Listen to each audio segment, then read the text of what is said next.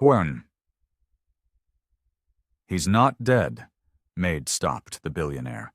C.O.'s funeral to save him. What happened next shocked everyone. He's not dead, Maid stopped. The billionaire CEO's funeral to save him. What happened next shocked everyone. The Grand Cathedral's stained glass windows cast pools of colored light across the sea of black-clad mourners. The air hung heavy with the scent of lilies and roses, hundreds of arrangements filling every corner of the sacred space. In the front pew, Lucas Ford's mother dabbed at her eyes with an embroidered handkerchief, while his sister Caroline gripped her husband's hand, her shoulders shaking with silent sobs. The mahogany casket, closed due to the supposed severity of the fire damage, sat draped in white roses at the altar. Behind it, a large portrait of Lucas showed him as everyone remembered. Powerful, commanding, impeccably dressed in a tailored suit with steel-gray eyes that seemed to pierce right through you. "We gather here today to remember Lucas Alexander Ford," Reverend Matthews began, his deep voice echoing off the vaulted ceiling. "A man who built an empire from nothing, who touched countless lives through his business acumen and charitable works." In the middle rows, board members and executives from Ford Industries sat rigidly, their faces masks of practiced grief. Several whispered behind raised hands, no doubt already discussing succession plans and stock prices. Near the back, household staff huddled together, genuine tears streaming down their faces.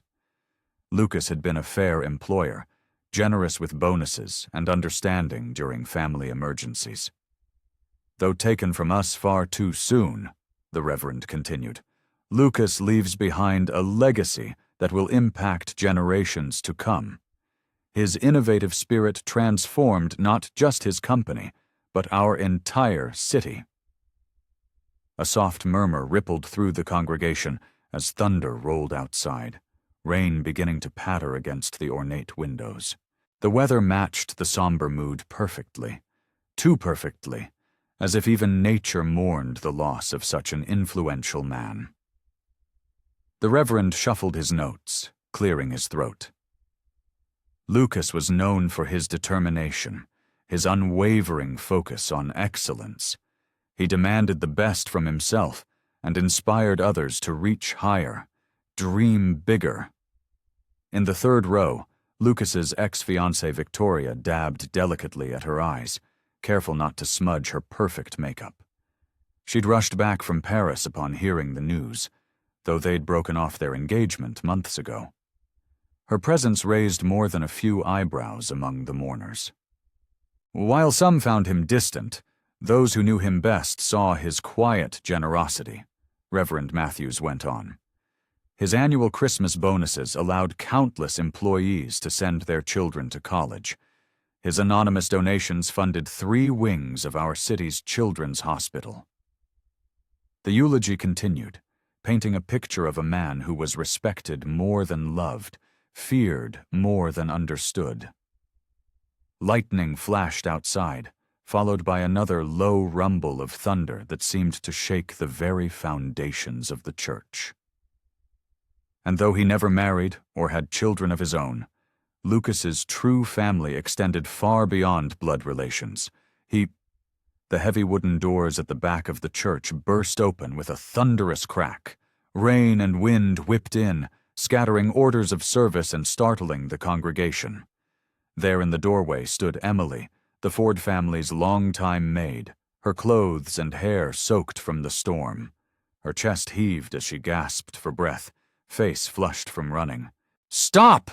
she cried out, her voice carrying clear and strong through the stunned silence. "You have to stop this! He's not dead!" The mourners turned in their seats, shock and confusion rippling through the crowd. Emily stepped forward, water dripping onto the marble floor. Her hands trembled, but her voice remained steady as she declared, "Lucas Ford is alive." The congregation erupted in gasps and whispers. Mrs. Ford rose shakily to her feet, while Caroline covered her mouth in horror. Victoria's perfectly made-up face twisted in disbelief. The Reverend stood frozen at the pulpit, his eulogy forgotten in his hands. Emily stood her ground in the center aisle, rain streaming down her face. Or perhaps they were tears. Her next words fell into the chaos like stones into still water. "I know because I've been taking care of him. He's alive, and he needs help." "This is preposterous," Victoria's sharp voice cut through the murmurs.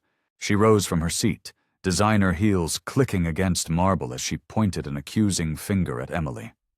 "How dare you interrupt this sacred ceremony with such nonsense?" Emily's soaked uniform clung to her body as she stood her ground, rainwater forming a small puddle at her feet. Her hands were shaking, but her chin remained lifted, eyes scanning the shocked faces before her.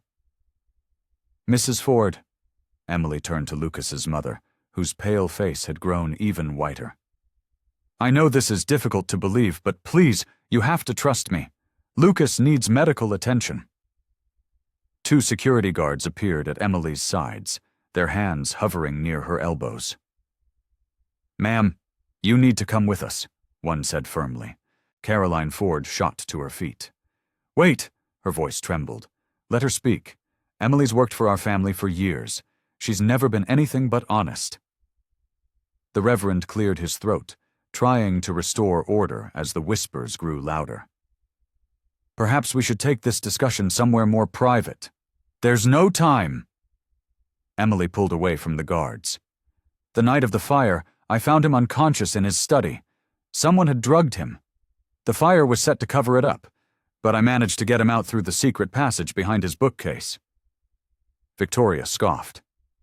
"Secret passage? This isn't some gothic novel. Security, remove this delusional woman." But Emily's words had struck a chord with Mrs. Ford. "The passage?" she whispered. "Alexander had it built when we first moved in. Only family knows about it." The guards hesitated, looking to Mrs. Ford for direction. The elderly woman's hands clutched her handkerchief as she studied Emily's face. "Where is my son now?" "In the old groundskeeper's cottage, in the far corner of the estate," Emily said. "I've been caring for him there, trying to keep him safe until he recovered enough to tell us what happened." "Call the police!" someone shouted from the back. "No!" Emily's voice cracked with desperation. "Whoever tried to kill him could be watching. That's why I waited until now, when everyone would be here at the funeral. I needed to know he'd be protected." Carolyn approached Emily slowly, her brother's same steel-gray eyes searching the maid's face. "Show us," she demanded quietly. The next 30 minutes passed in a blur of movement and tension.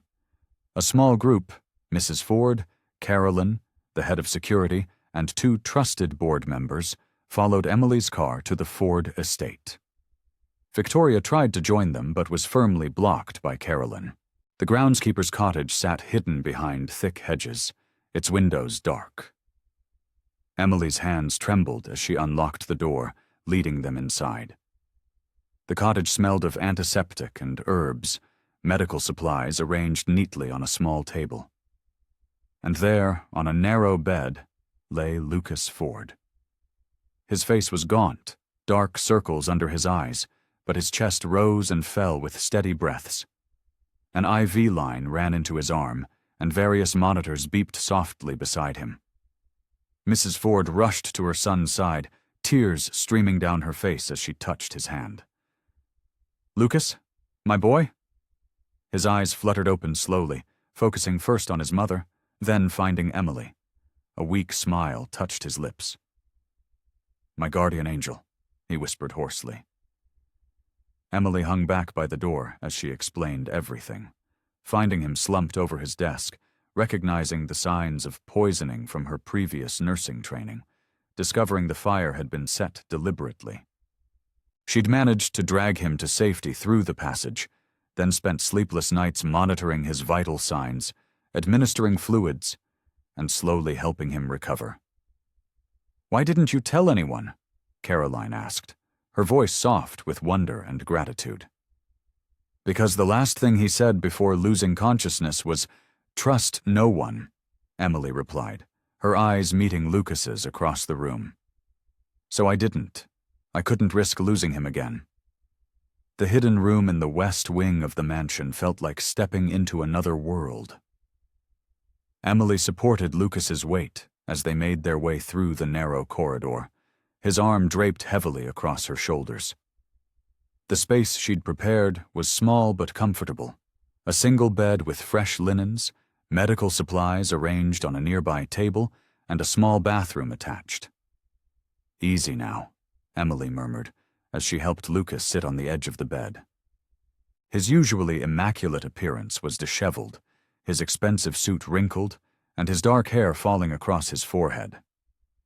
She could feel him trembling slightly, whether from physical weakness or the emotional impact of everything that had happened, she wasn't sure. "I still can't believe you did all this," Lucas said, his voice rough from disuse. His steel-gray eyes swept around the room, taking in the carefully organized supplies, IV bags, medications, bandages, and monitoring equipment she'd gradually collected over the past weeks. Emily busied herself checking his vital signs, her movements precise and professional despite her racing heart. "Your pulse is still elevated. You should lie down and rest." She pressed gently on his shoulders, guiding him back against the pillows. "Emily." Lucas caught her wrist, his grip weak but insistent. "Look at me." She forced herself to meet his gaze, seeing the confusion and vulnerability there that he usually kept so carefully hidden. "You need to rest, Mr. Ford." "Lucas," he corrected softly. "I think after everything you can call me Lucas." He winced as he shifted position, and Emily immediately reached for the pain medication. "The burns on your back need cleaning," she said, measuring out the proper dosage. "And you're still dehydrated from the drugs in your system." As she worked, Lucas watched her with an intensity that made her cheeks warm. "You were a nurse before?" "For 3 years, in the emergency room." Emily cleaned the burns with gentle strokes, trying not to think about how intimate this felt. "I needed a change of pace, something quieter. And instead you ended up saving my life and solving a murder attempt." There was a hint of his usual dry humor in his voice, though it was strained. Emily's hands stilled for a moment. "Do you remember anything more about that night?" Lucas's face tightened with concentration. "I was working late in my study. Someone brought me a drink." He pressed his fingers to his temples. "Everything gets hazy after that. The glass, it tasted wrong. Bitter." "That would be the drugs," Emily confirmed, applying fresh bandages to his back. "By the time I found you, you were barely conscious. Then I smelled the smoke. The fire." Lucas's breath caught. "I remember the heat. The smoke. You pulled me up?" His brow furrowed as he tried to piece together the fragments of memory. "Through the passage behind your bookcase. Your father had it built as an emergency exit." Emily helped him lie back, adjusting the pillows. "You were in and out of consciousness. You kept saying, 'Trust no one.'" Lucas's hand found hers again, his fingers cold. "Someone I trusted tried to kill me. We'll figure out who," Emily promised, her voice firm. "But right now you need to focus on getting stronger." She connected a fresh IV bag, checking the flow rate. "This room is secure. Only I know you're here." "My own guardian angel," Lucas murmured, the medication beginning to take effect. His eyes were growing heavy, but he fought to keep them open. "Emily, thank you for everything." She adjusted the blanket over him, allowing herself a moment to smooth back his hair. "Rest now. I'll keep you safe." As Lucas drifted off to sleep, Emily settled into the chair beside his bed, her mind racing through the events that had led them here. Someone had wanted Lucas dead, someone close enough to have access to his private study, to know his routine. The thought made her stomach clench with anxiety, but she pushed it aside. Right now, her priority was protecting him and helping him recover. Everything else would have to wait. Emily sat in the dimly lit room, watching Lucas's chest rise and fall with each steady breath. The quiet beeping of the medical monitors provided a rhythmic backdrop to her thoughts. She'd gotten used to this routine over the past weeks, checking his vitals, changing his bandages, making sure he stayed comfortable and hidden. But now that he was awake, everything felt different, more complicated. Her fingers absently smoothed a wrinkle in the bedsheet. The expensive cotton was nothing like the rough linens she usually handled in her daily work. Just like Lucas wasn't supposed to be here, in this hidden room, dependent on her care. "You should be sleeping too." Lucas's voice, though quiet, made her jump. "I thought the pain medication would keep you under longer," she said, automatically reaching for the water glass on the bedside table. "Are you thirsty?" He accepted the water, his hands steadier now than they had been earlier. "You didn't answer my question." "I need to monitor your condition," she deflected, checking the IV line for what felt like the 100th time. "Emily." There was that tone again, the one that made her heart skip. "You can't stay awake forever." She busied herself adjusting his pillows, trying to maintain some professional distance. "I've managed so far." "Why?" The question hung in the air between them. "Why go to all this trouble? Risk your job? Your safety?" Emily's hands stilled. The weight of her secret pressed against her chest, making it hard to breathe. In the quiet of the room, with Lucas looking at her so intently, the walls she'd built around her feelings began to crumble. "Because—" She started, then stopped, her throat tight. "Because I couldn't let you die. There's more to it than that." His voice was gentle, encouraging. "I can see it in your face." Emily stood abruptly, pacing to the small window. Through the heavy curtains, she could see a sliver of moonlight. "You'll think I'm foolish." "Try me." She closed her eyes, feeling tears threatening. "I've worked for you for 2 years. Every day I've watched you push yourself too hard, take care of everyone else but yourself. I've seen the weight you carry, the loneliness you try to hide." "Emily, please, let me finish." She wrapped her arms around herself, still facing the window. "I noticed everything. How you like your coffee black in the morning but with cream after noon. How you always straighten the frames in the hallway when you pass them. How you secretly feed the stray cat that comes to your office window." She heard him shift in the bed, but didn't turn around. "At first I just wanted to make things easier for you. But then—" Her voice cracked. "Then I realized I was falling in love with you. Not the billionaire CEO everyone sees, but the man who works until midnight because he won't lay off employees during hard times. The man who keeps his mother's favorite flowers fresh in the foyer, even though she's been gone for years." The silence that followed her confession was deafening. Emily's heart pounded so hard she was sure he could hear it. "When I found you that night," she continued, her voice barely above a whisper, "when I saw you lying there, I couldn't bear the thought of losing you. Not just because it was the right thing to do, but because the world needs more people like you in it. Because I need—" She stopped, embarrassed by how much she was revealing. "Look at me," Lucas said softly. Slowly, Emily turned. His face showed no disgust or mockery, only a deep, thoughtful consideration that made her feel exposed. "You've seen me," he said finally. "Really seen me, when I thought no one did." "I'm sorry if I've made you uncomfortable," she started, but he shook his head. "Don't apologize for caring." His eyes held hers. "I'm beginning to understand just how much I owe you, not just my life, But my trust. You've proven yourself more loyal than anyone I've known. Emily felt a tear slip down her cheek. I never expected anything in return. I just wanted you to be safe. I know, he said softly. That's what makes you extraordinary.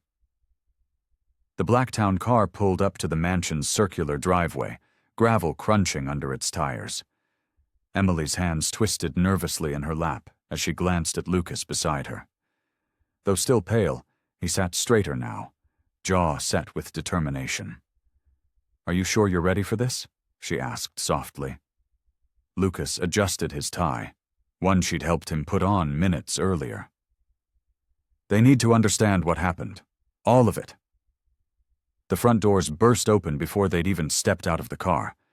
Margaret Ford, Lucas's aunt, descended the marble steps like an approaching storm, her designer heels clicking against stone. Behind her came Lucas's cousin James and his wife Victoria, their faces tight with barely contained fury. How dare you! Margaret's voice cut through the evening air. How dare you put us through this nightmare! Emily instinctively moved closer to Lucas as he emerged from the car, ready to steady him if needed. His hand found her elbow, whether for support or protection. She wasn't sure. Aunt Margaret, Lucas began, his voice firm despite his weakness. Let's discuss this inside. Discuss? James stepped forward, his usually perfectly coiffed hair disheveled. You let us believe you were dead. We mourned you.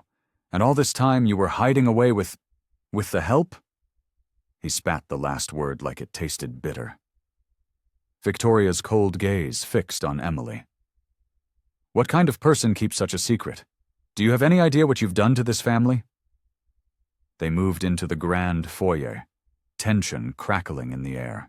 The familiar space, with its marble floors and crystal chandelier, felt different now. Hostile. Emily had cleaned these surfaces countless times, but now she felt like an intruder. I did what was necessary to keep Lucas alive, Emily said, forcing herself to meet their accusing stares. Someone tried to kill him. So you claim, Margaret cut in. Yet you didn't call the police, didn't inform his family, instead you played nurse in secret. Rather convenient for someone in your position, isn't it? Lucas's grip on Emily's elbow tightened. Watch yourself, Aunt Margaret. Emily saved my life. Did she? James crossed his arms. Or did she take advantage of your vulnerable state? You were drugged, confused. How do we know she didn't orchestrate this whole thing? Emily felt the color drain from her face. I would never... Lucas, darling. Victoria stepped forward, her voice honey-sweet, but her eyes sharp. You must see how this looks. A maid suddenly having unlimited access to you, hiding you away from everyone who cares about you. The board needs to know you're alive. The company is in chaos, and you appear compromised. Compromised? Lucas's voice was dangerously quiet. I'm standing here, alive, because of Emily's quick thinking and dedication. While someone in our circle tried to kill me, she was the only one who noticed I was missing, the only one who searched for me. Because she was the only one who knew where to look, Margaret snapped. How convenient that she found you just in time, that she alone knew exactly what to do. Emily felt sick. The accusations hit her like physical blows, but she stood her ground. I found him because I pay attention. I know this house, every room, every schedule. I noticed when things weren't right. Oh, you notice quite a lot about my nephew, don't you? Margaret's smile was cruel. The staff talks, dear. Your infatuation hasn't gone unnoticed. Emily flinched, remembering her confession to Lucas just hours ago. She felt him stiffen beside her. That's enough, Lucas said, his voice carrying the authority that had built his empire. Emily stayed with me because I asked her to. I trusted no one else. If you want to question someone's loyalty, question those who had access to my drink the night I was drugged. Question those who benefit from my death. Lucas. James stepped forward, hands raised placatingly. We're your family. We only want what's best for you. This woman, Lucas corrected sharply, has earned my complete trust, something I'm quickly losing in others. Victoria's perfectly painted lips pressed into a thin line. We've already called the family lawyer. Given your condition and the unusual circumstances, we feel it's best to have everything documented properly. For your protection, of course. And Emily's immediate dismissal, Margaret added. We can't have someone so untrustworthy in the household. The study felt like a sanctuary after the confrontation with Lucas's family. Emily sank into one of the leather armchairs, while Lucas paced near the window, moonlight casting shadows across his troubled features. The familiar scent of old books and leather surrounded them, a comfort in the midst of chaos.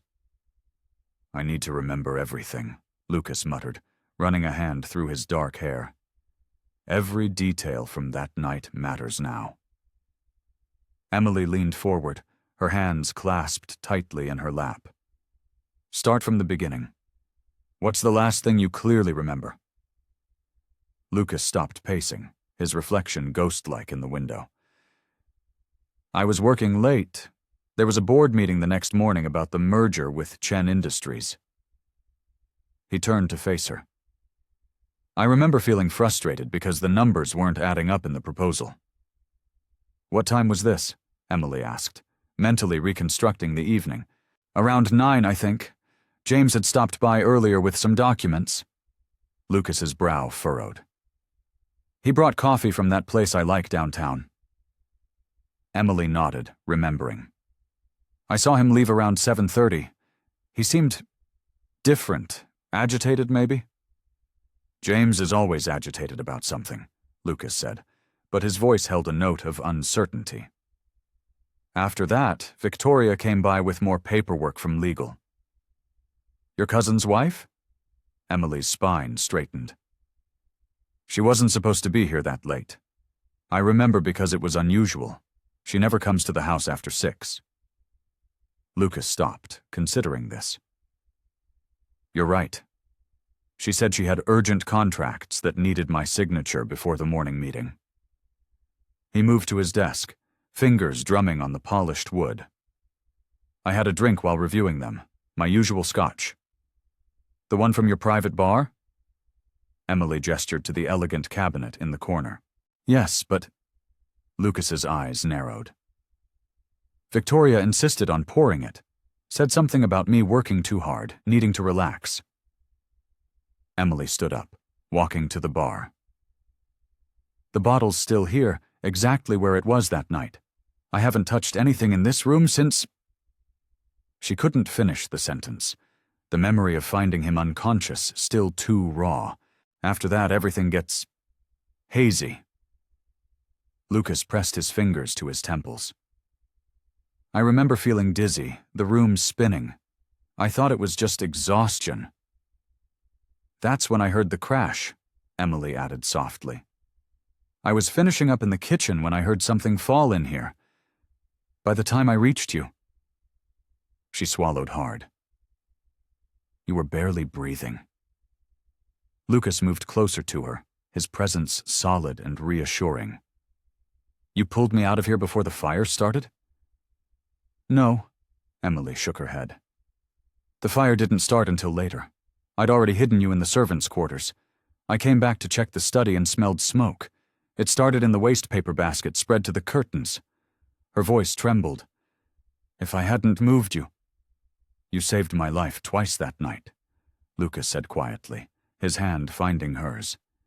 The touch sent warmth through her despite the heavy conversation. The timing was too perfect, Emily continued, forcing herself to focus. The fire, the meeting the next morning, the contracts Victoria brought. Lucas's grip tightened. The merger would have died with me. The company would have been vulnerable, ripe for a hostile takeover. And with you gone, control would have passed to... Emily's eyes widened with realization. A sharp knock at the door made them both jump. Lucas instinctively stepped in front of Emily as his head of security, Thompson, entered the room. Sir, Thompson's face was grave. We've just received an anonymous tip. According to the source, someone in your inner circle orchestrated the attempt on your life. They claim to have proof. Henry's office felt like a fortress of mahogany and leather, the late afternoon sun casting long shadows through the Venetian blinds. Emily sat beside Lucas on the plush leather couch, while Henry, their lawyer, settled behind his imposing desk. "This anonymous tip," Henry began, adjusting his wire-rimmed glasses. "It's concerning, to say the least. We need to handle this carefully." He pulled out a manila folder, spreading several documents across his desk. "I've compiled a list of everyone who would benefit from your demise, Lucas." Lucas leaned forward, his shoulder brushing against Emily's. "My own family members are on this list?" "Unfortunately, yes." Henry's expression remained neutral, but his eyes betrayed his concern. "Victoria, your cousin's wife, stands to gain significant control through her husband's shares. Then there's James from the board. He's been vocal about his disagreement with your recent business decisions." Emily watched Lucas's jaw tighten. "James has been with the company for 15 years, he said, his voice low. "He was my father's friend." "Money changes people," Henry replied, shuffling through more papers. "Speaking of which, I've been reviewing the company's recent transactions." He pulled out a particular document, frowning. "There's something odd about the Chen Industries merger." Lucas straightened. "What do you mean?" "These numbers," Henry pointed to a column of figures. "They don't align with standard market valuations. It's as if—" He paused, adjusting his glasses again. "It's as if someone was deliberately undervaluing Chen's assets." Emily noticed Lucas's hands clench into fists. "The merger documents Victoria brought that night," she said quietly. "The ones she insisted you sign immediately." "Exactly," Henry nodded. "If Lucas had died, the merger would have gone through automatically under these terms. Someone would have made a fortune buying up undervalued assets." "And Victoria brought those papers," Lucas muttered, standing to pace the room. "She insisted on pouring my drink." Henry held up another document. "There's more. I found a series of offshore accounts linked to recent company transactions. Someone's been siphoning funds, small amounts at first, but growing larger over the past few months." Emily watched Lucas stop at the window, his reflection tense and troubled. "How much?" he asked. "Nearly $50 million, Henry replied grimly, "all carefully hidden in the accounting." "That's why the numbers weren't adding up that night." Lucas turned back to face them. "I knew something was wrong with the proposal, but I couldn't figure out what." Emily stood, moving to Lucas's side. "Someone was stealing from the company, and when you got too close to discovering it—" "They tried to silence me permanently," Lucas finished, his voice hard. "The fire would have destroyed any evidence in my office." Henry gathered the papers into neat piles. "We need to be extremely careful how we proceed. Whoever did this has resources, connections, and clearly isn't afraid to resort to violence." "What do you suggest?" Emily asked, her hand finding Lucas's almost instinctively. "For now, we gather evidence quietly," Henry advised. "I'll have my team dig deeper into these financial irregularities. Lucas, you should act as though you're still recovering, not asking questions. Emily." He looked at her thoughtfully. "You're our secret advantage. No one suspects the maid." Lucas squeezed Emily's hand. "No," he said firmly. "I won't put her in danger." "I'm already involved," Emily replied, meeting his gaze. "I've been involved since I found you that night. We're in this together." Henry watched their exchange with interest. Emily's right. She might notice things others wouldn't. The staff talks freely around her. Lucas looked torn between protecting Emily and acknowledging the truth of their words. Finally, he nodded. "But we do this carefully. No unnecessary risks." "I'll stay by your side," Emily promised softly. "We'll uncover the truth together." Henry cleared his throat, pulling out one final document. "There's something else you should see. I found this buried in the merger paperwork." The evening sun painted Lucas's private study in warm amber hues as he and Emily pored over stacks of financial documents spread across his mahogany desk. They'd been at it for hours, searching for any clue that might lead them to the person behind the attempt on his life. Emily rubbed her tired eyes, the numbers beginning to blur together. "Maybe we should take a break," she suggested, noticing how Lucas winced as he shifted in his chair. His injuries, though healing, still caused him discomfort. "Just a few more minutes," Lucas murmured, but then caught Emily's concerned look. A small smile tugged at his lips. "You're right, as usual." She stood, stretching her back. "I'll make us some tea." "No," Lucas said quickly, pushing back from the desk. "Let me. You've done enough taking care of me these past weeks." Emily watched in surprise as Lucas moved toward the small kitchenette in the corner of his study. There was something different about him now. The way he looked at her, spoke to her. The rigid formality that had once defined their interactions had softened into something more comfortable, more genuine. "You know," Lucas said as he filled the electric kettle, "I never properly thanked you for saving my life." Emily shook her head. "You don't need to." "I do," he insisted, turning to face her. "Not just for pulling me from that fire, but for everything after. For protecting me, nursing me back to health." He paused, his expression thoughtful. "For being the one person I can truly trust." The kettle bubbled softly in the background as their eyes met. Emily felt her heart skip a beat at the intensity in his gaze. "I never thought much about the people who worked for me before," Lucas admitted, his voice low. "They were just there, doing their jobs. But you—" He gestured to the documents on his desk. "You're brilliant, Emily. The way you caught that discrepancy in the international wire transfers, even Henry missed that." Emily felt her cheeks warm at the praise. "I've always been good with numbers. My father was an accountant before he passed." Lucas nodded, preparing their tea with careful attention. "Tell me more about him." The simple request caught Emily off guard. In all her years working at the mansion, no one had ever asked about her family. "He was a quiet man," she said softly. "Honest to a fault. He taught me that numbers never lie, even when people do." Lucas brought their cups over, setting one before Emily. "He sounds like a wise man." He settled into the armchair across from her, rather than returning to his desk. "What else did he teach you?" For the next hour, they talked, really talked, about their lives, their families, their dreams. Emily shared stories about growing up in a small town, about helping her father with his clients' books after school. Lucas spoke about the pressure of inheriting his father's company, the loneliness of living up to everyone's expectations. "Sometimes I think you're the only one who sees me as just me," Lucas confessed, his voice gentle. "Not the CEO, not the billionaire, just Lucas." Emily's heart fluttered at his words. "Maybe that's because you let me see that side of you now."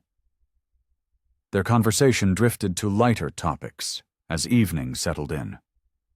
Lucas ordered dinner to be brought up, insisting that Emily join him rather than serve him as she usually would.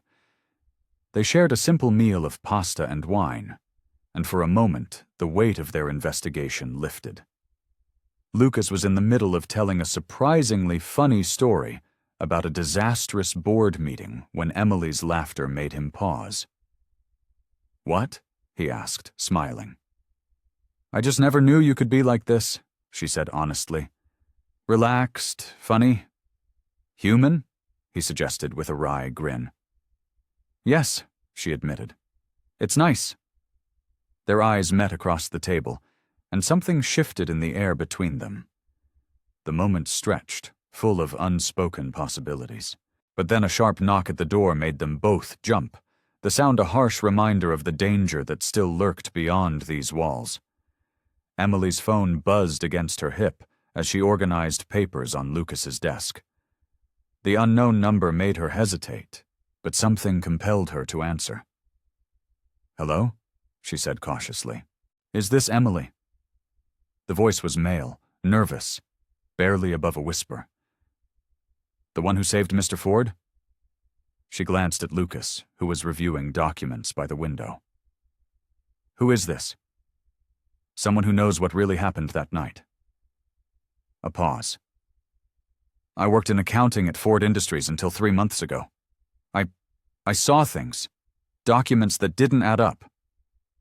Emily's hand tightened on the phone. "Why are you calling now?" "Because I can't sleep at night knowing what I know." His voice shook. "Meet me at the old Riverside Cafe at 7 tonight. Come alone." He caught himself. "No, bring Mr. Ford. He needs to hear this too. But please, be careful. They're watching." The line went dead. Emily looked up to find Lucas watching her intently. "What is it?" he asked, noting her expression. She relayed the conversation, watching Lucas's face darken. "It could be a trap," she said, "or it could be the break we need." Lucas ran a hand through his hair, a habit she'd noticed when he was thinking deeply. "Riverside Cafe. It's public enough to be safe, but quiet enough for a private conversation." "We'll need to be careful getting there," Emily said, "after everything that's happened." Lucas nodded. "We'll take the service entrance out of the mansion. My old Camry is still in the garage, less conspicuous than the usual cars." The rest of the afternoon crawled by with agonizing slowness. Emily tried to focus on her tasks, but her mind kept returning to the mysterious caller. Who was he? What did he know? And most importantly, could they trust him? At 6:30, Emily changed into simple street clothes, while Lucas donned a baseball cap and worn jacket, a far cry from his usual tailored suits. They slipped out through the kitchen, where Lucas surprised her by taking her hand as they hurried across the darkening grounds. The Camry was dusty, but started smoothly. Emily sat in the passenger seat, hyper-aware of Lucas beside her, of how different this felt from their usual dynamic. The streetlights cast moving shadows across his face as he drove, making him look younger, more vulnerable. "What are you thinking?" she asked softly. "That I trust you more than anyone else in my life right now," he answered without hesitation. "And that scares me a little." The confession hung between them as they pulled into the cafe's parking lot. The neon open sign buzzed quietly, and through the windows, Emily could see only a handful of customers inside. "There," Lucas nodded toward a man sitting alone in the corner booth, nervously checking his watch. "Gray sweater, about 50? "That matches the voice I heard," Emily confirmed. They entered casually, the bell above the door chiming. The man's head snapped up, his eyes widening in recognition. As they approached, Emily noticed his hands trembling around his coffee cup. "Mr. Ford," he whispered as they slid into the booth. I never thought—" "You worked in accounting?" Lucas prompted gently. "Yes, under Mr. Reeves. I'm Daniel Morton." He glanced around frantically. "I found irregularities in the overseas accounts, large sums being moved through shell companies. When I brought it to Mr. Reeves's attention, Daniel swallowed hard. "He told me to forget about it. The next day, my position was eliminated." Emily leaned forward. "Do you have proof?" Daniel reached for his jacket pocket, but suddenly froze. His face drained of color as he stared past them toward the cafe entrance. Before either Emily or Lucas could turn to look, Daniel was scrambling out of the booth. "I'm sorry," he gasped. "I can't. I'm sorry." He practically ran toward the back exit, leaving his coffee untouched and his revelation unfinished. Lucas started to rise, but Emily grabbed his arm. "Wait," she warned, noting the dangerous glint of metal through the cafe window, someone watching from a parked car outside. They sat perfectly still, hearts pounding, as the mysterious vehicle slowly pulled away from the curb. The morning sun filtered through the study's heavy curtains, casting long shadows across Lucas's desk, where scattered papers lay in disarray. Emily watched from the doorway as he paced, his shoulders tense, running his hands through his disheveled hair for the 100th time. "We're getting nowhere," he muttered, slamming a folder onto his desk. "Daniel Morton disappeared without a trace. The police investigation is stalled. Every lead we follow turns into another dead end." His voice rose with each statement, frustration evident in every word. Emily stepped into the room, her hands clasped together. "We'll find another way. Maybe if we—" "Maybe what?" Lucas spun to face her, his eyes dark with anger and exhaustion. "Maybe we'll stumble onto another witness who'll run away? Maybe we'll find more evidence that leads nowhere?" He laughed bitterly. "I can't even trust my own family, my own company. How do I know who's really on my side?" The implied accusation in his tone made Emily's heart clench. "Lucas, you know I'm on your side. I've been here from the beginning." "Have you?" He picked up a paper from his desk, waving it at her. "You knew about these financial irregularities, didn't you? You worked in this house, had access to my office. For all I know, you could have been gathering information for months."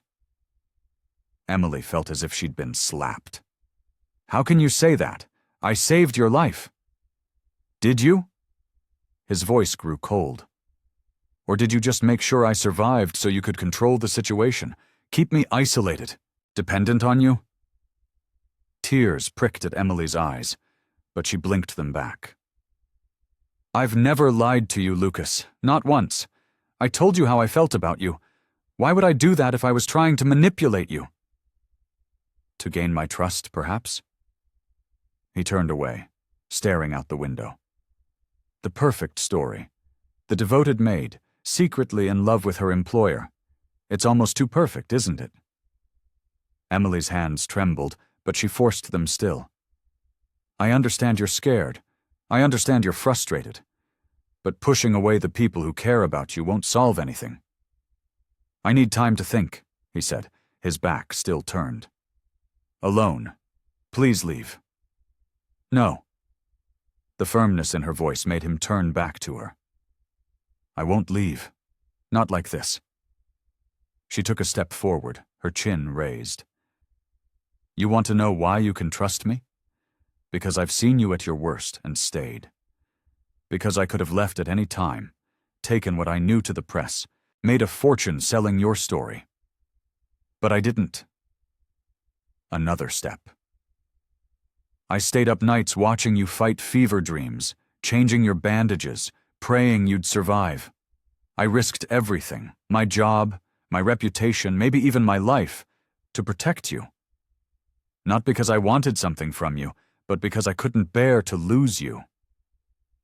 Lucas's expression wavered, the anger beginning to crack. "You're right," she continued, her voice softening. "You can't trust everyone. But you need to trust someone, Lucas. And I'm here. I've always been here, fighting for you. I'll keep fighting for you, whether you push me away or not. But I need you to believe in me, the way I believe in you." She watched as the tension slowly left his shoulders, saw the moment when his walls began to crumble. He sank into his chair, suddenly looking exhausted. "I'm sorry," he whispered, running a hand over his face. "I'm so sorry, Emily. I feel like I'm drowning here. Everything I thought I knew—" Emily moved to his side, gently placing her hand on his shoulder. "I know. But you're not alone in this. You don't have to be." He reached up, covering her hand with his own. "I do trust you," he admitted quietly. "Maybe that's what scares me the most. I can't remember the last time I trusted anyone this much." "Then let me help you," she said softly. "Let me be your strength when you feel weak. Let me be your eyes when you can't see clearly. We'll figure this out together." The grandfather clock in the hallway struck midnight, its deep chimes echoing through the mansion's empty corridors. Emily stood at the window of Lucas's study, watching raindrops trace patterns on the glass.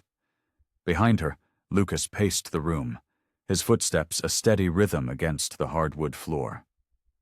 "Another dead end," he muttered, running his fingers through his already disheveled hair, the latest lead they'd been following, a suspicious transfer of funds just days before the attack, had turned out to be nothing more than a routine business transaction. "We're running out of options, Emily." She turned from the window, taking in his exhausted appearance. Dark circles shadowed his eyes, and his usually impeccable suit was wrinkled from hours of wear. "Maybe we need to take a break," she suggested softly. "Just for tonight. You're pushing yourself too hard." "We can't afford to take breaks." Lucas dropped heavily into his leather chair, loosening his tie. "Every day we waste gives them more time to cover their tracks." Emily moved to the small bar cart in the corner, pouring 2 glasses of water. "Burning yourself out won't help either." She handed him 1 glass, their fingers brushing briefly in the exchange. "When was the last time you actually slept?" Lucas accepted the water but didn't drink. "I keep seeing the fire when I close my eyes," he admitted quietly, "feeling the smoke in my lungs. Sometimes I wonder if I'm still there, if all of this is just some dying dream." Emily's heart ached at the vulnerability in his voice. Without thinking, she reached out and touched his hand. "You're here. You're alive. That's not a dream." He stared at their joined hands, then slowly turned his palm upward, intertwining their fingers. "Because of you." His voice was barely above a whisper. "I never properly thanked you for saving my life." "You don't need to thank me," Emily said, trying to ignore the way her heart raced at his touch. "I did what anyone would have done." "No." Lucas shook his head, his grip tightening slightly. "Most people would have called an ambulance, called the police. You kept me hidden, protected me when I was completely helpless. Why?" Emily tried to pull her hand away, but he held on. "Lucas, please. I need to know." His eyes met hers, intense and searching. "These past weeks, working together, depending on each other, it's changed things. Changed how I see you." The air seemed to grow thicker, making it hard to breathe. Emily's heart pounded against her ribs as Lucas stood, still holding her hand, bringing them face to face. "I find myself thinking about you constantly," he continued, his voice low and uncertain. "Not just about the investigation or the danger we're in. About you, your smile, the way you scrunch your nose when you're concentrating, how you always seem to know exactly what I need before I do." "Lucas," Emily's voice trembled. "We shouldn't. I know." He ran his free hand through his hair again, frustration evident in the gesture. "I know there are 1,000 reasons why this is complicated. The social differences, the timing, the danger we're in. But I can't ignore what I'm feeling anymore." Tears welled in Emily's eyes. "Do you know how long I've loved you?" The words spilled out before she could stop them.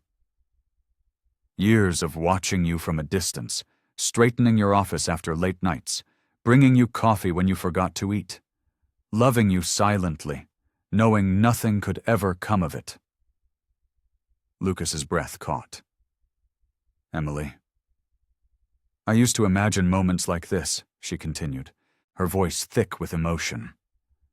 "But they were just dreams. I was the maid. You were... you. It wasn't possible. And now?" His hand came up to cup her cheek, thumb brushing away a tear. "Now I'm terrified," she admitted. "Terrified that this isn't real, that once all this is over, you'll remember who we are and regret everything." "I'm scared too," he confessed. "But not of regretting this. I'm scared of losing you, of someone using these feelings against us, of not being able to protect you. They stood there in the dim light of his study, the rain still pattering against the windows, both acutely aware of the weight of their confessions and the dangers that still lurked in the shadows.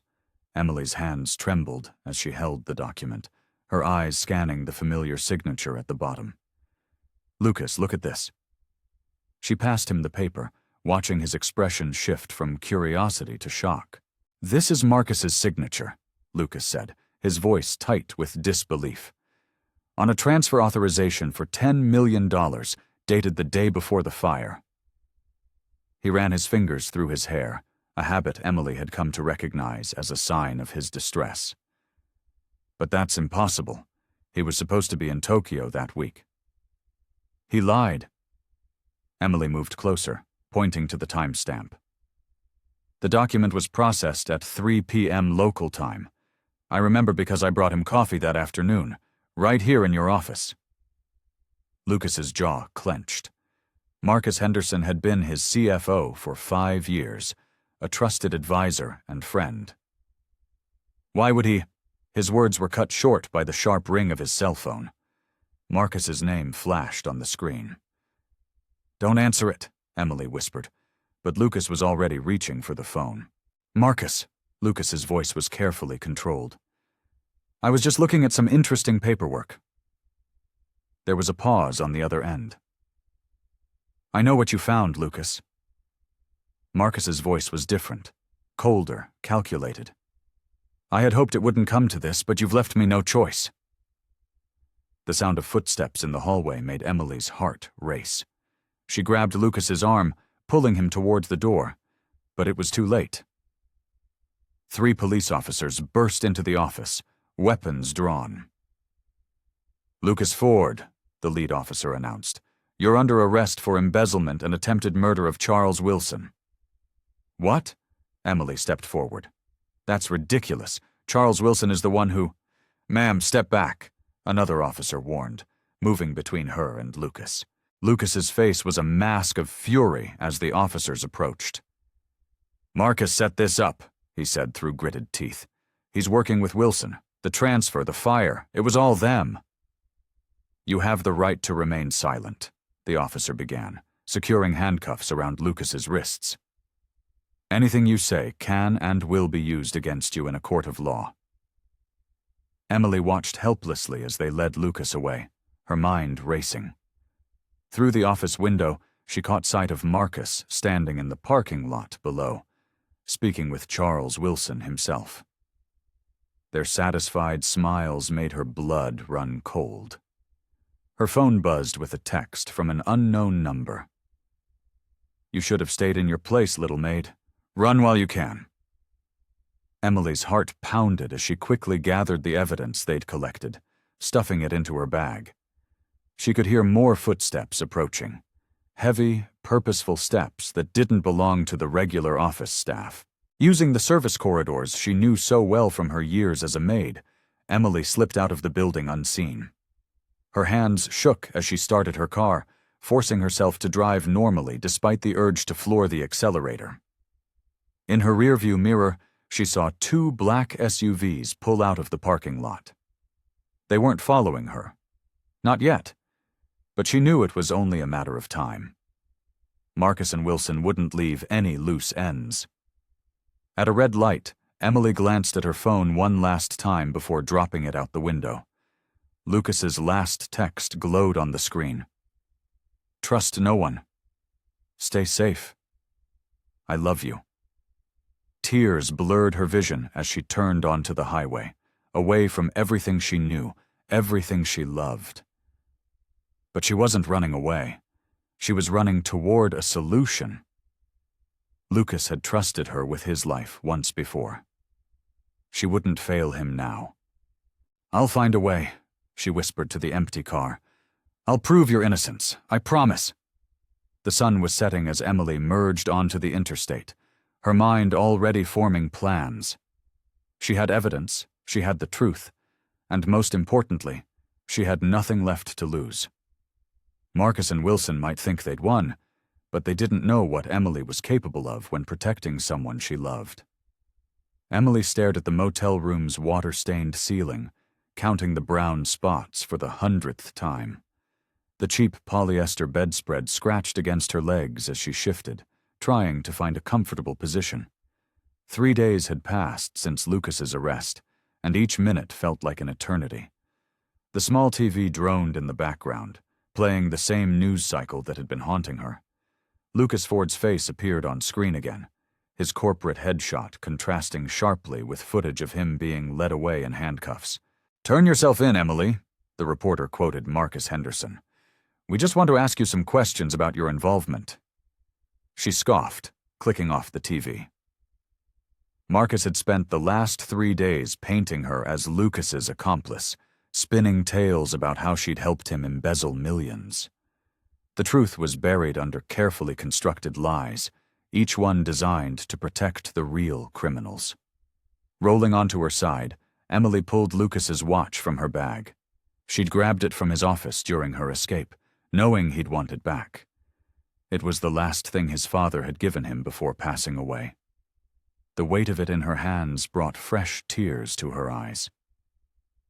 "I'm so sorry," she whispered to the empty room. "I should have seen this coming. Should have protected you better." The guilt ate at her constantly.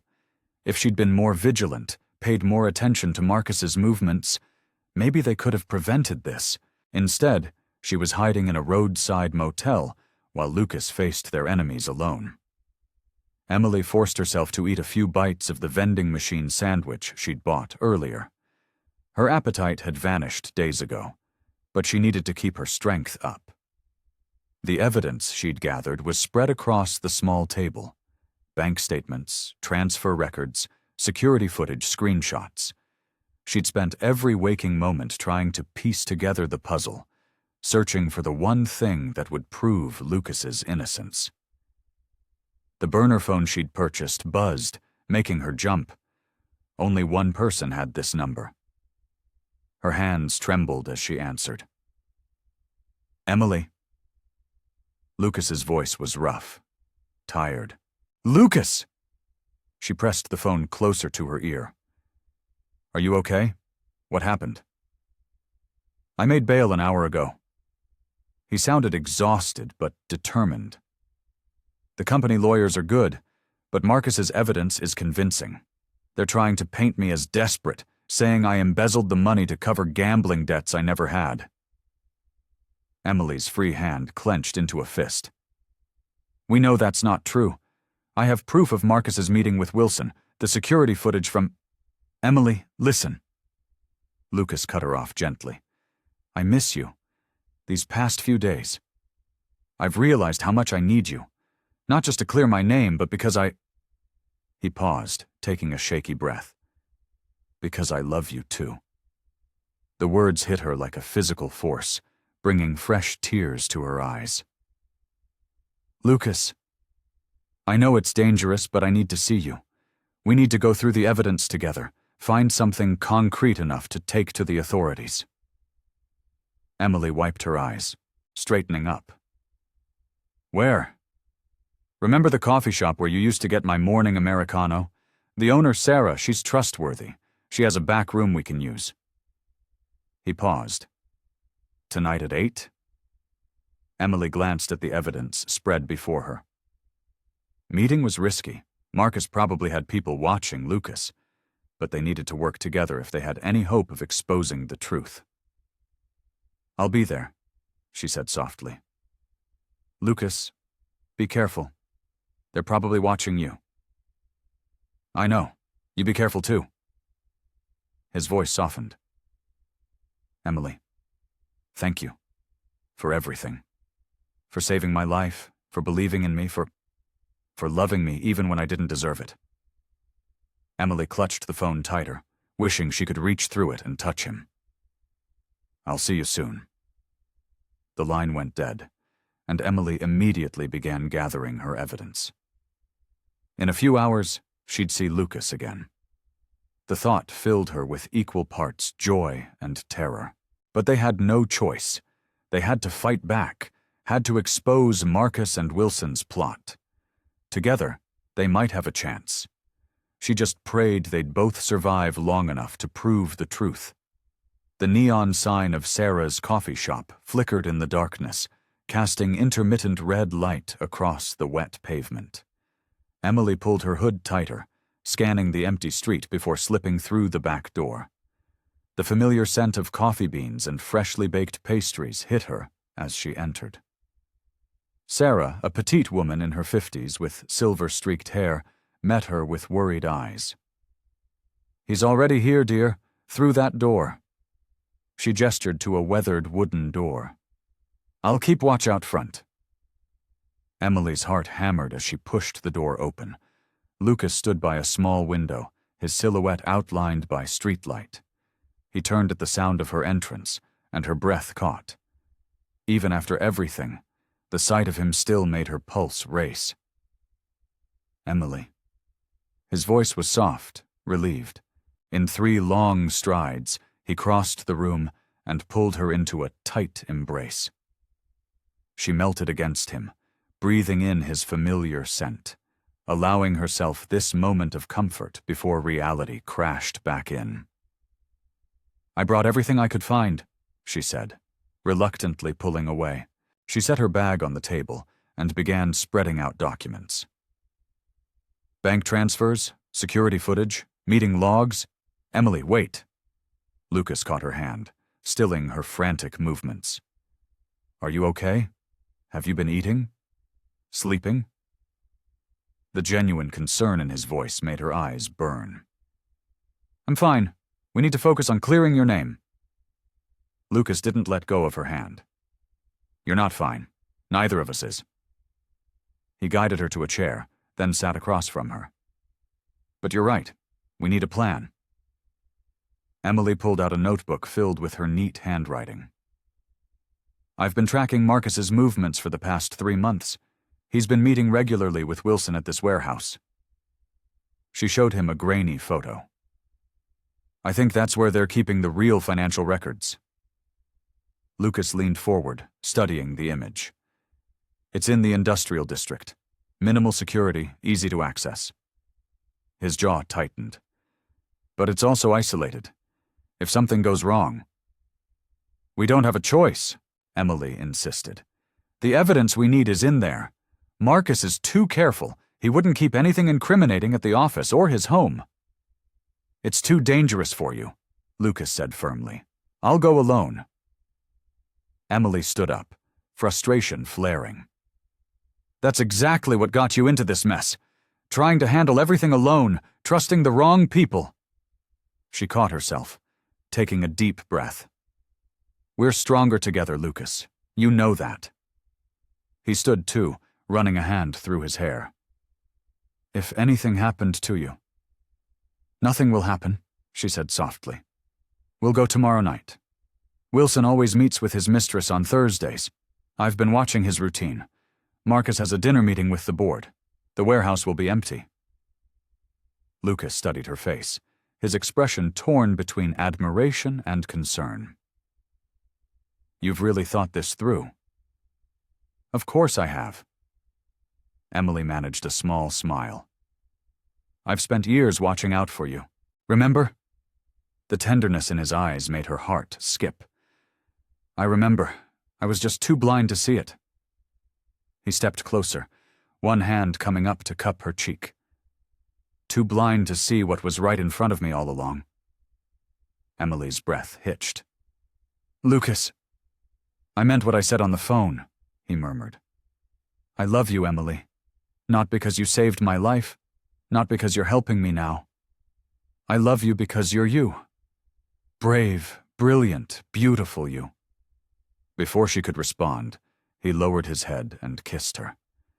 It was gentle at first, almost hesitant, but when she wrapped her arms around his neck and pulled him closer, it deepened into something more passionate, more desperate. All the fear, longing, and unspoken feelings poured into that kiss, leaving them both breathless when they finally parted.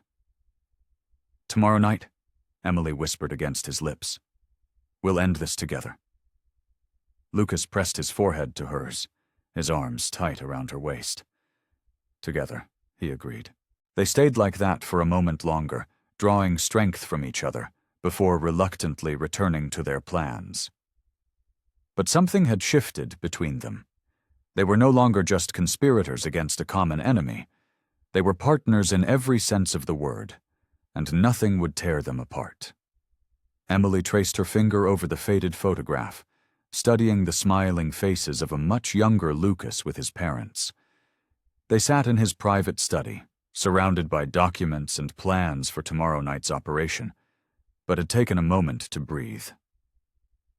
"I was 12 when this was taken," Lucas said softly, his voice thick with memory. 3 months before the accident." Emily looked up at him, noting the tension in his jaw. She'd heard whispers about the tragic car crash that claimed his parents' lives, but Lucas had never spoken about it directly until now. "That's why you threw yourself into the company?" she asked gently. Lucas nodded, pouring himself another drink. "I had to prove I was worthy of their legacy.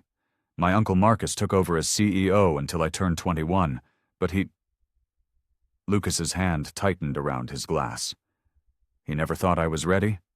Called me weak, too emotional like my mother?" Emily's heart ached at the pain in his voice. "Is that why you became so—" She searched for the right word. "Cold? Distant?" Lucas gave a bitter laugh. "Marcus taught me that showing emotion was a weakness. That trust would get me killed in this business." He met her eyes. "I believed him for so long." Emily reached across the desk, covering his hand with hers. "Until now?" "Until you," he corrected, turning his hand to interlock their fingers. "You showed me there's strength in caring, in letting people in." They sat in comfortable silence for a moment, before Emily pulled out another document.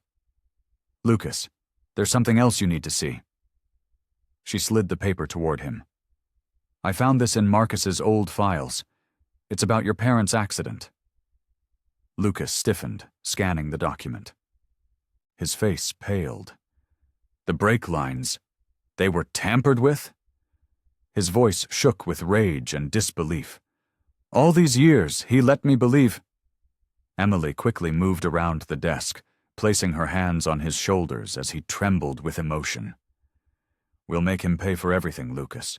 For your parents, for the attack on you, all of it." Lucas leaned into her touch, drawing strength from her presence. "The company was supposed to go to him if something happened to me," he said quietly. "He's been waiting all these years, getting more desperate. And when the merger threatened his position," Emily continued, "he tried to kill me." Lucas stood abruptly, pacing the room. "My own uncle, the man who raised me." Emily watched him, her heart breaking for the betrayal he'd suffered. "We have enough evidence now. The financial records, the brake inspection report, the connections to the people who started the fire. But we need proof he ordered it," Lucas said, stopping at the window. "Documents we can only get from that warehouse." He turned to face her. "Emily, if anything goes wrong tomorrow—" "Don't," she interrupted firmly. "We're doing this together, remember?" A ghost of a smile touched his lips. "How did I survive so long without you?" "You didn't," she reminded him with a soft laugh. "That's why I had to crash your funeral." The tension broke as they both chuckled at the memory. Lucas pulled her into his arms, pressing a kiss to her forehead. "Thank you," he whispered, "for saving me in every way possible." They spent the next hour reviewing their plan, memorizing the warehouse layout and security patterns. Emily had gathered detailed intel on every guard's schedule, every camera's blind spot. "The safe should be in Marcus's private office," Emily explained, pointing to the blueprint. "According to his secretary, he visits it every Friday to update the records." "And tomorrow night," Lucas traced the route they'd take. "He'll be at the board dinner," Emily finished. "We'll have exactly 43 minutes before the next security sweep." A sharp knock at the study door made them both jump. Thompson, Lucas's head of security, entered with a grim expression. "Sir, we have a situation," he said urgently. Someone's been asking questions about Miss Emily's background. They've accessed her personnel file. Lucas and Emily exchanged worried looks. Someone else was moving against them. Someone who might know what they were planning. The game had suddenly become even more dangerous. The leather seats of Lucas's Bentley creaked as they pulled up to the abandoned warehouse. Emily's heart hammered against her ribs as she spotted James Ford's Mercedes already parked in the shadows. Lucas's cousin hadn't bothered hiding. He was expecting them. "Are you sure about this?" Lucas asked, his hand finding hers in the darkness. His touch was warm, steady, despite the tension in his voice. Emily squeezed his hand. "The bank records don't lie. James has been siphoning money through shell companies for months. The timestamps match perfectly with the deposits made to the men who started the fire." The warehouse loomed before them, its metal walls reflecting the pale moonlight. A single light burned in the office window above. James was waiting. "Stay behind me," Lucas ordered as they approached the entrance. Emily shook her head. "We do this together." The door groaned as they pushed it open. Their footsteps echoed on the concrete floor as they climbed the metal stairs to the office. Emily's hand brushed the USB drive in her pocket. Their insurance policy, containing all the evidence they'd gathered. James stood at the window, his silhouette sharp against the city lights beyond. He turned slowly, a glass of whiskey in his hand. "Cousin?" he said, his smile not reaching his eyes. "I was wondering when you'd figure it out." "How long?" Lucas's voice was ice. "How long have you been stealing from the company?" James took a leisurely sip. "Stealing? That's such an ugly word. I prefer to think of it as taking what should have been mine." His gaze slid to Emily. "And you brought the maid. How touching." "We have proof," Emily said firmly, stepping forward. "The offshore accounts, the wire transfers, the payments to the arsonists." James's smile faltered for a split second. "Careful, little maid. You're playing a game you don't understand." "We understand perfectly," Lucas growled. "You've been embezzling millions, and when the audit was getting too close, you tried to have me killed." "The company should have been mine," James suddenly exploded, hurling his glass against the wall. The crash made Emily flinch. "I was the one who stayed loyal to Marcus all these years, who did everything he asked. But no, he had to honor your father's wishes, had to keep it in the direct line." Emily noticed James's hand moving toward his desk drawer. Her heart stopped. "Lucas!" The gun appeared in James's hand, leveled at Lucas's chest. "You know what's funny?"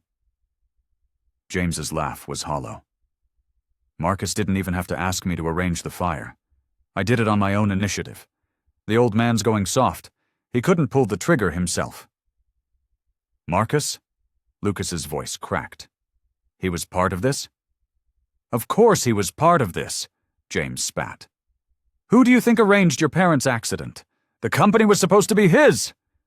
Emily saw Lucas's world shatter in his eyes. She had to act fast. While James was focused on taunting Lucas, she inched toward the heavy filing cabinet beside her. "You're not going to get away with this," Lucas said, his voice steadying.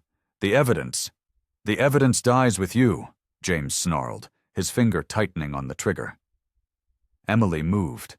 She threw her weight against the filing cabinet, sending it crashing toward James. He fired, the bullet embedding in the ceiling as he dove out of the way. Lucas tackled him, and the gun skittered across the floor. The cousins grappled, trading blows. Emily scrambled for the gun, but James kicked out, catching her in the ribs. She gasped but managed to grab his ankle, throwing him off balance. Lucas seized the opportunity, landing a solid punch that sent James staggering back. Emily snatched up the gun, pointing it with steady hands.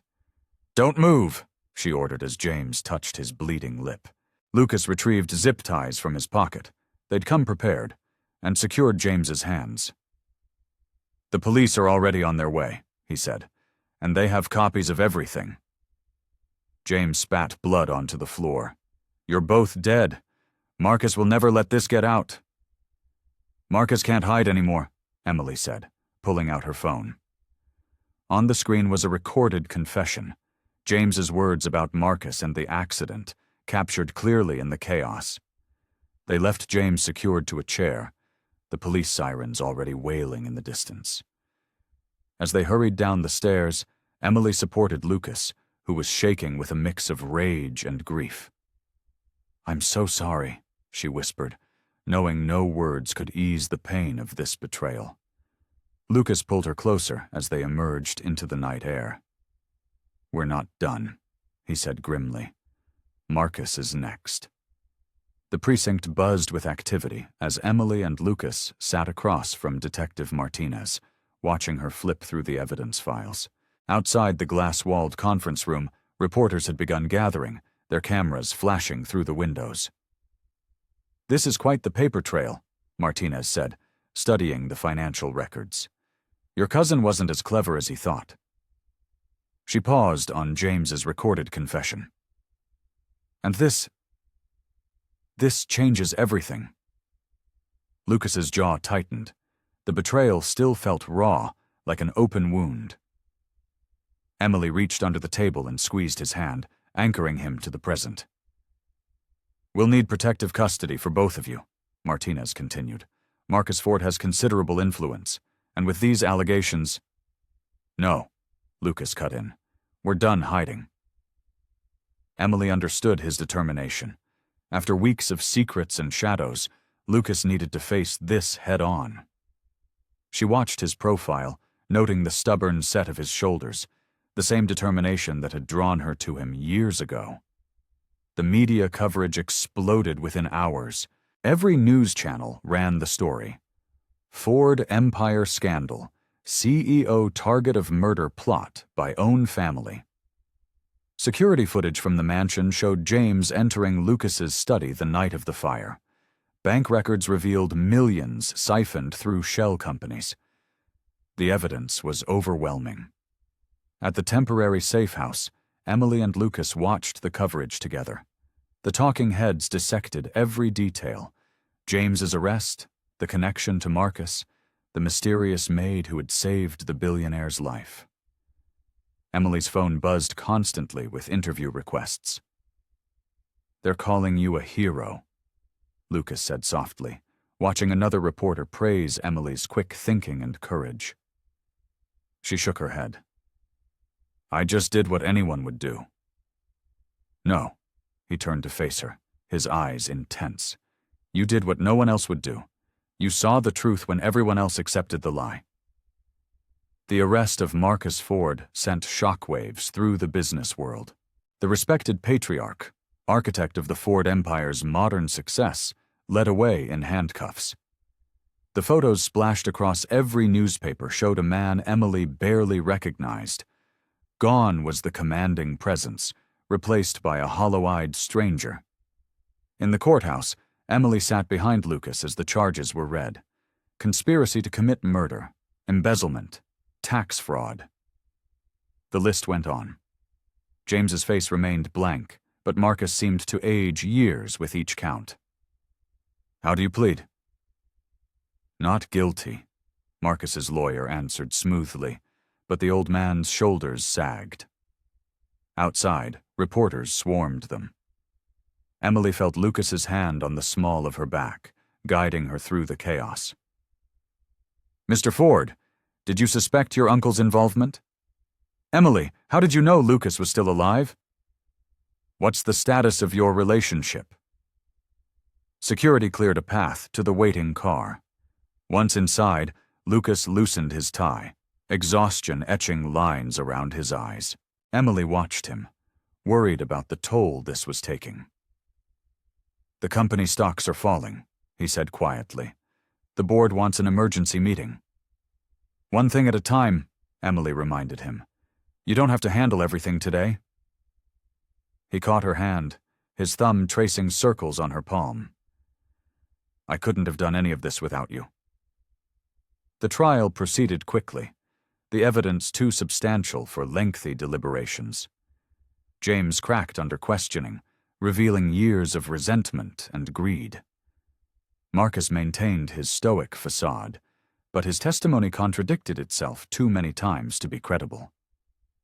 When the verdict came down, guilty on all counts, the courtroom erupted. Emily felt tears spring to her eyes, weeks of tension finally releasing. Lucas sat perfectly still, his expression unreadable. Later, in the quiet of Lucas's penthouse, they stood at the window watching the city lights. The media vans were still camped outside, but up here they seemed distant and unimportant. "It's really over," Emily whispered, more to herself than to Lucas. He pulled her closer, resting his chin on her head. "The legal part is over. But the company, my family's legacy. We'll rebuild," she said firmly. "Together." The weight of everything, the betrayal, the danger, the constant pressure, settled around them like a heavy blanket. They had won. Justice had been served, but the victory felt bitter-sweet. Trust, once broken, left scars that would take time to heal. The headline screamed across the Wall Street Journal, "Ford Empire in Crisis. Stocks plummet amid family scandal." Emily set down her coffee, her stomach churning as she scanned the article.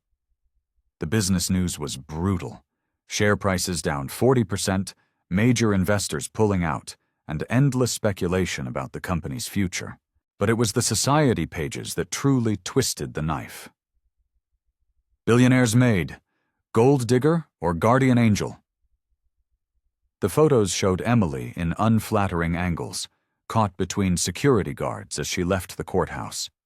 Comment sections overflowed with cruel speculation about her motives. "Don't read that trash," Lucas said, plucking the tablet from her hands. They sat in his penthouse kitchen, morning light streaming through floor-to-ceiling windows. He looked better now.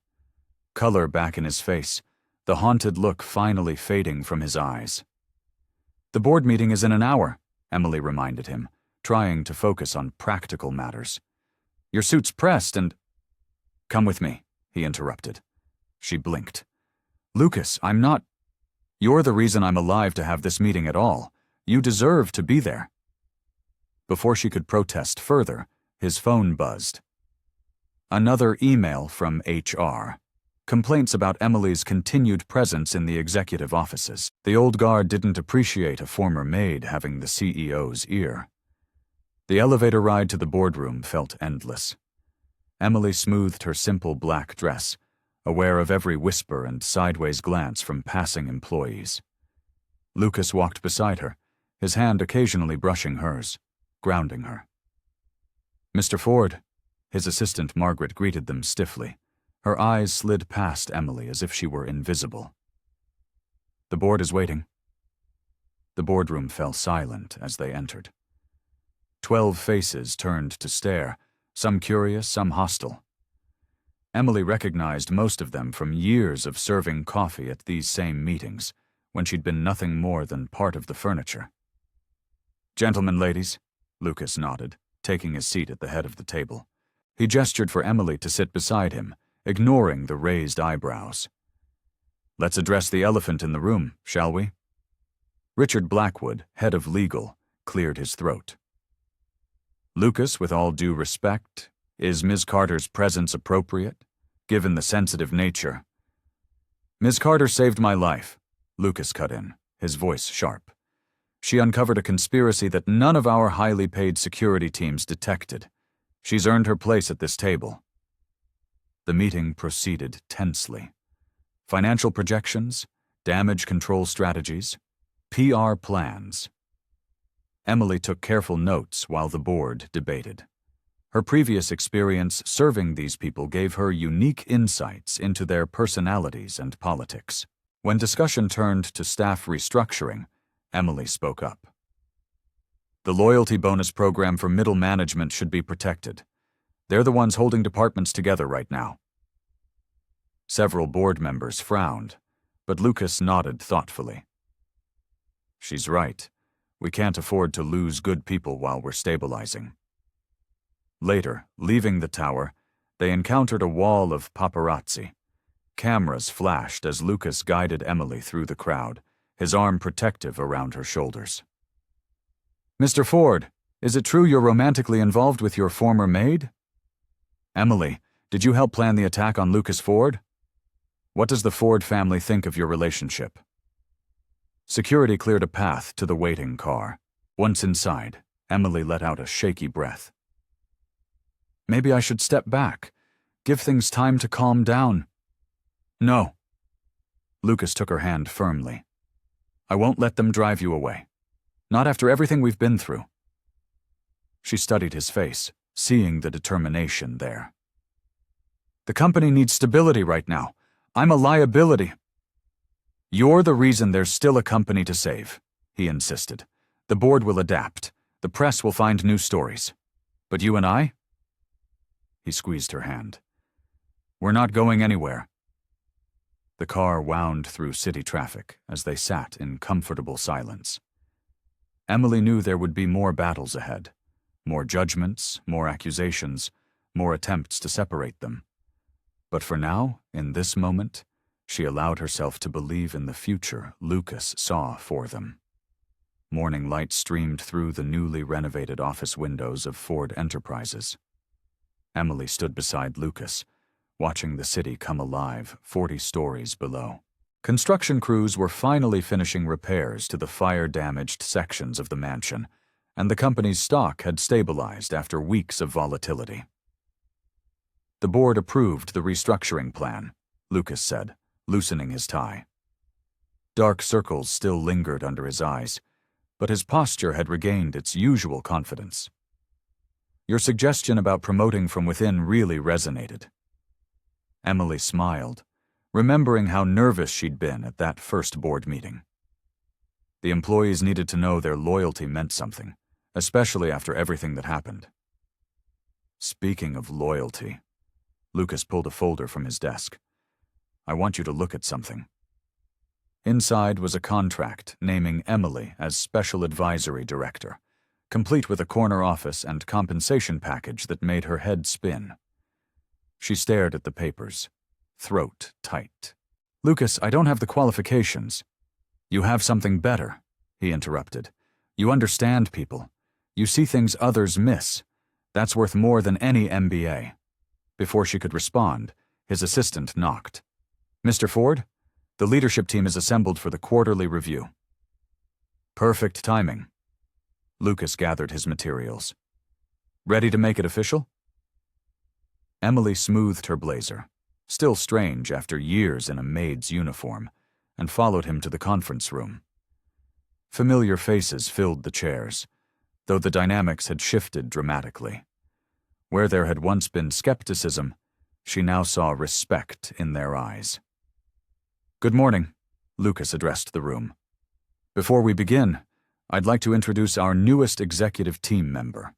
Emily Carter will be joining us as Special Advisory Director, effective immediately." A round of applause followed, mostly genuine. Emily caught sight of Margaret, Lucas's longtime assistant, giving her a small but genuine smile. Progress, however slow, was happening. The meeting proceeded smoothly as they reviewed department updates. Emily contributed insights about employee morale and retention strategies, drawing from her years of observing company culture from the ground up.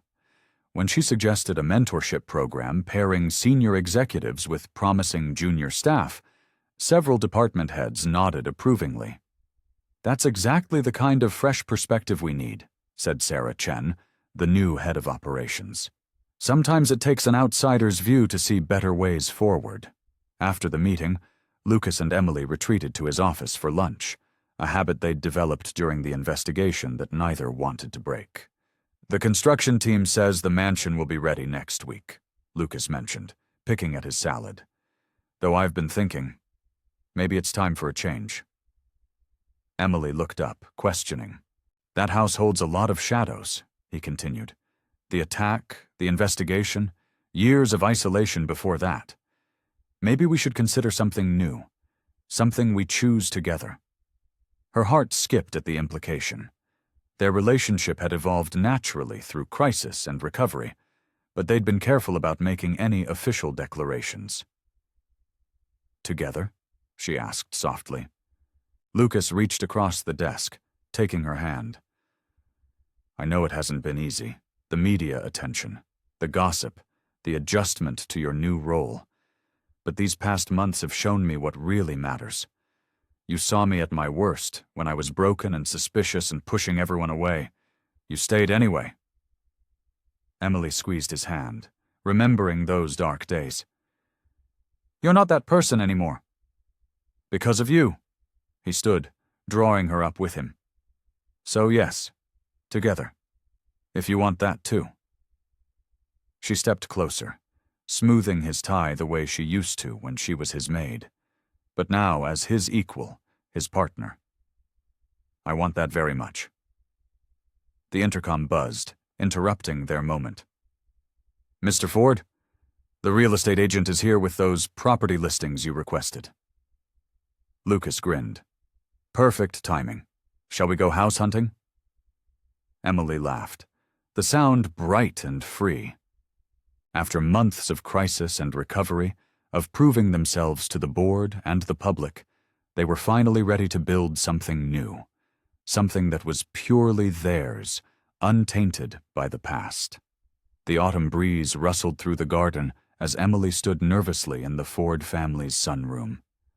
Crystal glasses clinked softly as Margaret Ford, Lucas's mother, arranged a tea service with the precision of decades of social training. Lucas squeezed Emily's hand reassuringly, his presence steady beside her. "Please, sit," Margaret gestured to the plush chairs. Sunlight streamed through the floor-to-ceiling windows, highlighting the silver in her perfectly styled hair. "I believe we're long overdue for an honest conversation." Emily perched on the edge of her seat, hyper-aware of her posture. Though she no longer wore a maid's uniform, old habits died hard. "Mrs. Ford, Margaret, please." Lucas's mother poured tea with practiced grace. "I think we're well past formalities, don't you?" Lucas cleared his throat. "Mother, if this is about— Let me speak, Lucas." Margaret's voice was firm but gentle. She set down her cup and looked directly at Emily. "When you first burst into that church, I thought you were either mad or manipulative. I couldn't fathom why our maid would risk everything to make such an outrageous claim." Emily's cheeks burned at the memory, but she held Margaret's gaze. "But then," Margaret continued, "you saved my son's life, not just from the fire and whoever tried to kill him, but from himself. I've watched Lucas these past months. He's different with you. Better." "Mother," Lucas started, but Margaret held up a hand. "I was wrong about you, Emily. I let my prejudices and fears cloud my judgment." She reached across the table and took Emily's free hand. "The way you stood by him, protected him, fought for him. That's what family does. You've more than earned your place here." Tears pricked at Emily's eyes. "I never meant to cause any trouble. I couldn't let him die." "And that's precisely why you belong here." Margaret's eyes softened. "Love isn't about social standing or family names. It's about choosing someone every day, especially when things are difficult." Lucas shifted closer to Emily, his arms sliding around her waist. "I choose her, Mother. Every day." "I know you do, darling." Margaret smiled, then turned back to Emily. "Which is why I wanted to give you something." She reached into a drawer and pulled out a small velvet box. Emily's breath caught as Margaret opened it, revealing a delicate sapphire ring. "This was my grandmother's," Margaret explained. "She came from humble beginnings too, you know. Married my grandfather when everyone said she wasn't good enough." She held the box out to Emily. "I'd like you to have it." Emily's hands trembled as she accepted the box. "Mrs. Ford, Margaret, I don't know what to say." "Say you'll continue taking care of my son," Margaret replied, "and perhaps— Call me Mom?" The tears Emily had been holding back spilled over. Lucas pulled her closer, pressing a kiss to her temple. "Thank you, Mother," he said, his voice thick with emotion. Margaret dabbed at her own eyes with a monogrammed handkerchief. "Well, now that's settled, shall we discuss the housewarming party? I assume you'll want something intimate, but we should at least invite the board members who supported you during the investigation." They spent the next hour planning, the conversation flowing naturally as Margaret shared stories about Lucas's childhood, and Emily contributed ideas for the party. The formal atmosphere gradually melted away, replaced by genuine warmth and laughter. Later that evening, Emily and Lucas sat together on the terrace of their new home, watching the sunset paint the sky in brilliant oranges and pinks. The sapphire ring caught the fading light, sending blue sparkles across their intertwined fingers. "How are you feeling?" Lucas asked, drawing her closer. Emily leaned into his embrace, letting out a contented sigh. "Grateful, relieved, a little overwhelmed." "Mother can have that effect," he chuckled. "It means everything, having her acceptance," Emily admitted. "Having a real family again." Lucas pressed a gentle kiss to her hair. "You've always been family to me. Now everyone else sees it too." They sat in comfortable silence, the weight of family expectations and social prejudices finally lifting from their shoulders. The future stretched before them, bright with possibility and acceptance. Lucas stood in his office, nervously adjusting his tie for the 10th time. The small velvet box felt heavy in his pocket, not his mother's sapphire ring, but one he'd chosen specifically for Emily. The diamond wasn't ostentatious, but elegant and understated, just like her. "Everything's arranged, sir," his assistant confirmed. "The mansion's east wing has been prepared according to your specifications." He nodded, his throat tight with anticipation. The east wing, where everything had started. Where Emily had hidden him, nursed him back to health, and unknowingly stolen his heart in the process. Taking a deep breath, Lucas texted Emily, "Meet me at the mansion at 7. There's something I want to show you." Her reply came quickly. "Of course, everything okay?" "Perfect," he responded, smiling at her concern. Even now, after everything they'd been through, she still worried about him. The drive to the mansion felt both endless and too short. Lucas checked every detail one last time. The path to the east wing was lined with soft lighting, leading to the hidden room that had become their sanctuary during those dangerous days. He'd transformed it from a place of hiding to one of celebration, with hundreds of twinkling lights and Emily's favorite flowers, simple daisies mixed with elegant roses, just like their relationship. At exactly 7, he heard her footsteps approaching. Emily appeared in the hallway, wearing a simple blue dress that made his heart skip a beat. "Lucas!" she called out, following the trail of lights. "What's going on?" He met her at the entrance to their old hideaway, taking her hand. "Do you remember this place?" Emily's eyes softened as she looked around. "How could I forget? This is where I kept you safe." Her fingers tightened around his. "Where everything changed." "Where I fell in love with you," Lucas corrected, leading her inside. She gasped at the transformation, the medical supplies and sparse furniture replaced with flowers and lights, creating a magical atmosphere in the once austere space. "It's beautiful," she whispered. Lucas turned to face her, taking both her hands in his.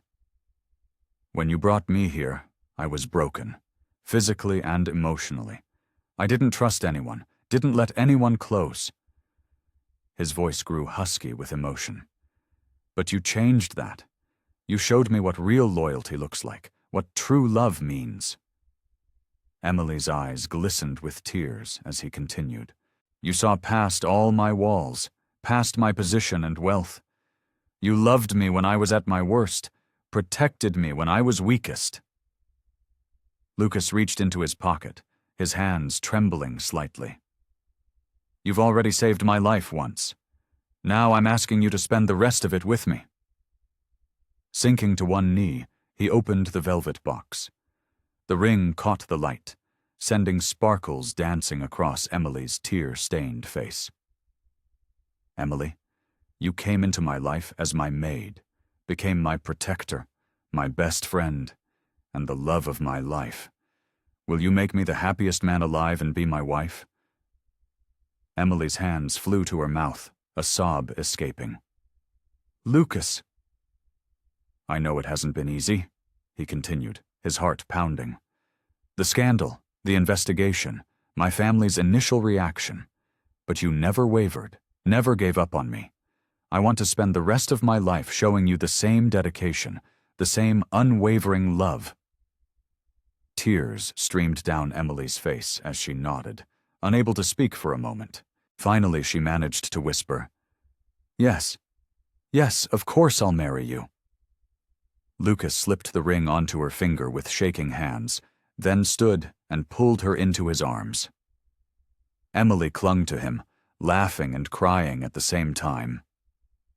"I love you," she murmured against his chest. "I've loved you for so long." "And I'll love you for the rest of our lives," Lucas promised, capturing her lips in a tender kiss. They stood there, wrapped in each other's arms, in the very room where their journey had begun, now ready to start a new chapter together. As morning sunlight streamed through the chapel's stained glass windows, Emily stood before a full-length mirror, her fingers smoothing the delicate lace of her wedding dress. It was elegant yet simple, much like the love story that had brought her to this moment. Her hands trembled slightly as she adjusted her veil, remembering how far they'd come from those dark days when she'd hidden Lucas away, protecting him from those who wanted him dead. "You look beautiful," Lucas's mother said softly, entering the bridal suite. She carried a small velvet box. "I have something for you." Inside was a delicate pearl necklace. "It's been in our family for generations. Now it's yours." Tears welled in Emily's eyes as her soon-to-be mother-in-law fastened the necklace. Just months ago, this woman had questioned Emily's motives. Now here she was, welcoming her with open arms. "Thank you," Emily whispered, touching the pearls gently. The chapel bells chimed, signaling it was time. Emily took a deep breath, her heart racing with anticipation rather than fear, a welcome change from their tumultuous past. The ceremony was intimate, with only 50 guests filling the small chapel. As the doors opened and the wedding march began, Emily's eyes locked with Lucas. He stood at the altar, tall and handsome in his black tuxedo, looking at her with such love it made her heart skip. Every step down the aisle felt like coming home. Lucas extended his hand to her, and she took it, remembering all the times these same hands had reached for hers, in fear, in trust, in love. "We gather here today," the minister began, "to celebrate the union of two souls who found each other in the most unexpected circumstances." Emily and Lucas exchanged gentle smiles, both thinking of that dramatic day at his funeral when she'd burst through the church doors, desperate to save him. Now here they were, in another church, but this time joining their lives together forever. Their vows were personal, spoken from hearts that had weathered storms together. Lucas' voice was thick with emotion as he promised to love and protect her, just as she had done for him. Emily's vows spoke of unwavering faith and a love that transcended social boundaries. "I now pronounce you husband and wife," the minister declared. "You may kiss the bride." Lucas cupped Emily's face gently, the way he had during their first kiss in that hidden room, and pressed his lips to hers. Their guests applauded, but for Emily and Lucas, the world had narrowed to just the two of them. The reception was held in the mansion's restored East Wing, the very place where their love story had begun. The space had been transformed with twinkling lights and flowers, erasing all traces of its former role as a hideout. Tables were arranged intimately, allowing for easy conversation among their closest friends and family.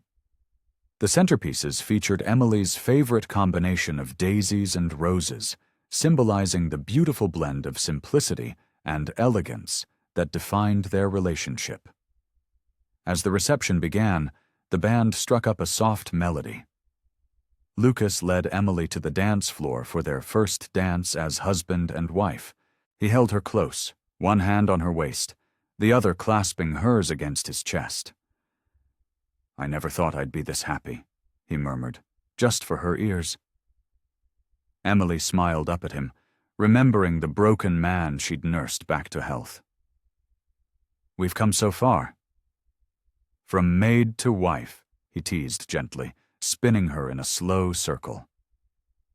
"From suspicious boss to loving husband," she countered, making him laugh.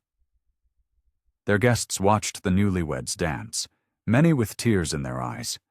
The love between them was palpable, a testament to the power of trust, loyalty, and a love that had overcome every obstacle in its path. The morning sun cast long shadows across the newly renovated office of Ford Enterprises. Emily sat at her desk, adjacent to Lucas's corner office, reviewing quarterly reports.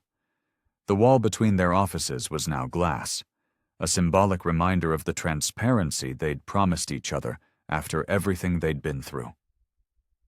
She glanced up, catching Lucas in deep concentration. He'd rolled up his sleeves, his brow furrowed as he studied financial projections. Even after 6 months of marriage, these quiet moments still made her heart flutter. The golden band on his finger caught the sunlight, making her smile. "Mrs. Ford?" Their assistant Sarah knocked softly. "The board members are ready for your presentation." Emily gathered her materials, smoothing her pencil skirt. Gone were her maid's uniform days, replaced by tailored business attire that reflected her new position as Chief Operations Officer. The promotion had raised eyebrows initially, but Emily's intimate knowledge of the company's recovery and her sharp business acumen had quickly silenced critics. Lucas met her at the door, placing his hand on the small of her back. "Ready?" "Always," she replied, leaning into his touch. The boardroom fell silent as they entered together. Emily remembered her first time here, months ago, when suspicious glances had followed her every move. Now, respect filled their eyes as she took her place at Lucas's side. "Good morning," Lucas began, his voice confident. "As you can see from the quarterly reports, our restructuring efforts have exceeded expectations." Emily took over, highlighting the successful initiatives they'd implemented. The company had not just recovered from the scandal, it had emerged stronger. Their partnership, both personal and professional, had brought a fresh perspective to Ford Enterprises. After the meeting, they returned to Lucas's office. Emily perched on the edge of his desk while he loosened his tie. "That went well," she said, reaching for his hand. "Thanks to you." He pulled her closer, his thumb tracing circles on her palm. "Remember when you used to bring me coffee in this office?" She laughed. "And straighten your desk when you weren't looking. You were taking care of me even then." His eyes softened. Speaking of taking care, Emily's heart skipped. They'd been discussing starting a family, wanting to build something beautiful from the ashes of their past. "The doctor's appointment is tomorrow," she reminded him. "I've already cleared my schedule." He stood, wrapping his arms around her waist. Everything else can wait. They worked through lunch, side by side on the office couch, sharing ideas and stolen kisses between meetings. Their employees had grown used to their synchronicity, the way they completed each other's sentences and anticipated each other's needs. As evening approached, Emily closed her laptop and stretched. Ready to head home? Lucas nodded, gathering his things. The drive home was peaceful, their fingers intertwined on the console. Their house, no longer just his mansion, had become a true home, filled with warmth and love instead of secrets and shadows. In their kitchen, Emily started dinner while Lucas opened wine. "I was thinking," she said, chopping vegetables, "about converting the East Wing into a nursery." He paused, wine bottle mid-pour. "The same wing where I hid?" "Where I fell in love with you," she corrected gently. "Where we began. It feels right, doesn't it? Turning a place of fear into one of joy." Lucas set down the bottle and pulled her into his arms. "You always see the beauty in everything," he murmured against her hair. They moved to the patio with their wine, watching the sunset paint the sky in brilliant oranges and pinks. The garden, once Emily's daily responsibility, was now their shared sanctuary. "What do you hope for?" Lucas asked softly, his fingers playing with her hair. Emily leaned back against his chest. "A family, a home filled with laughter, building something meaningful together." She turned to face him. "What about you?" His eyes shone with emotion. "All of that, and watching you become a mother, seeing our love grow into something bigger than ourselves." Their dreams, once separated by social barriers and deadly secrets, now intertwined perfectly. The future stretched before them, bright with possibility.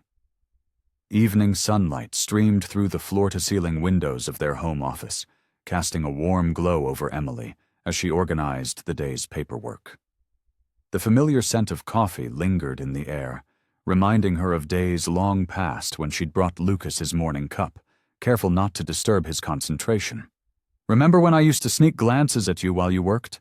Lucas asked from his position on the leather couch, as if reading her thoughts. His tie was loosened, jacket discarded, looking more relaxed than she'd ever seen him in those early days. Emily smiled, setting down the stack of reports.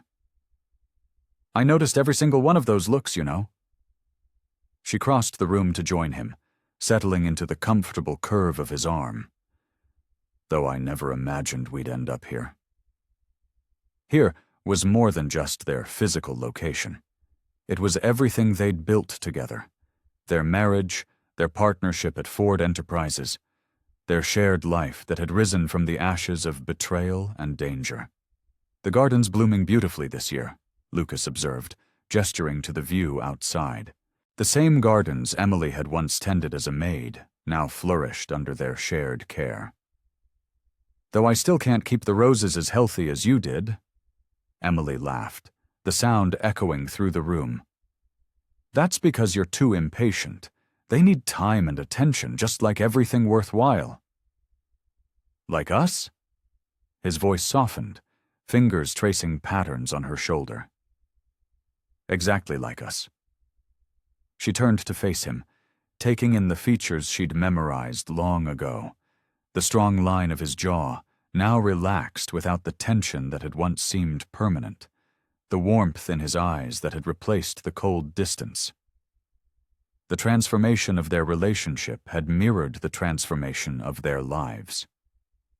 Where there had once been strict boundaries between them, employer and employee, wealthy and working class, now there was only partnership and equality.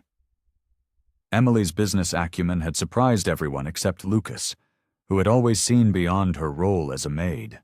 "I went by the old hidden room today," Lucas mentioned, his tone thoughtful. "Hard to believe that's where everything changed." Emily remembered those desperate days with crystal clarity, the fear of discovery, the uncertainty of Lucas's survival, the weight of her secret love for him. "I was so scared," she admitted, "not just of losing you, but of never having the chance to tell you how I felt." Lucas pulled her closer, pressing a kiss to her temple. "You saved my life in more ways than one, Emily. Not just from the fire and the poison, but from the person I was becoming.